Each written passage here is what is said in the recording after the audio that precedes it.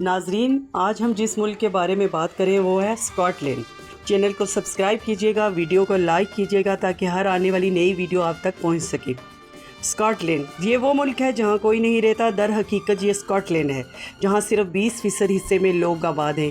यहाँ पंचर की दुकान से लेकर आम इमारतों तक सब कुछ किसी पुराने महल जैसा दिखाई देता है। यहाँ इतना सुकून है कि सुनसान सड़कें और वीरान गलियाँ किसी हॉरर फिल्म का मंजर लगती हैं। ये मुल्क अक्सर बादलों में घिरा रहता है, इसलिए लोग धुंध में ही स्कूल और दफ्तर जाते हैं।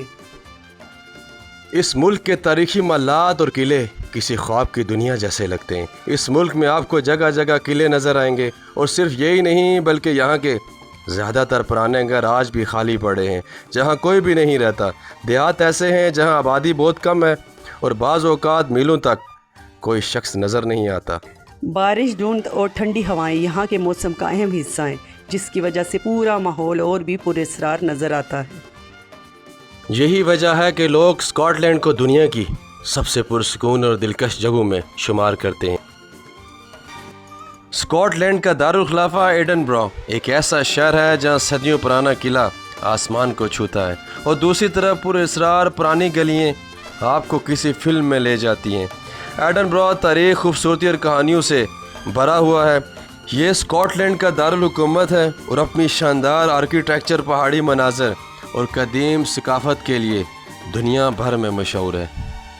एडनबर्ग 2 हिस्सों में बटा हुआ है, ओल्ड टाउन और न्यू टाउन। ओल्ड टाउन सदियों पुराना, पुरअसरार और तारीखी है, जबकि न्यू टाउन निस्बतन जदीद इक्वली खूबसूरत है।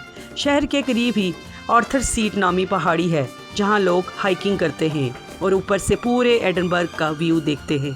हर साल यहाँ होने वाला एडनबर्ग फेस्टिवल दुनिया भर के फनकारों और सियाहों को अपनी तरफ खींचता है। एडनबर्ग एक शहर नहीं बल्कि एक जिंदा तारीख और एक खूबसूरत ख्वाब और एक यादगार तजुर्बा है। स्कॉटलैंड का सफ़र यहाँ ख़त्म होता है, लेकिन दुनिया के हैरत अंगेज़ राज अभी बाकी हैं। अगली वीडियो में हम जाएंगे स्विट्ज़रलैंड की खूबसूरत दुनिया में, उसको देखना ना भूलिएगा। आप ये वीडियो किस कंट्री से, किस सिटी से देख रहे हैं, कमेंट में ज़रूर बताइएगा। चैनल को सब्सक्राइब करें और हमारे साथ ये सफ़र जारी रखें। आपका शुक्रिया।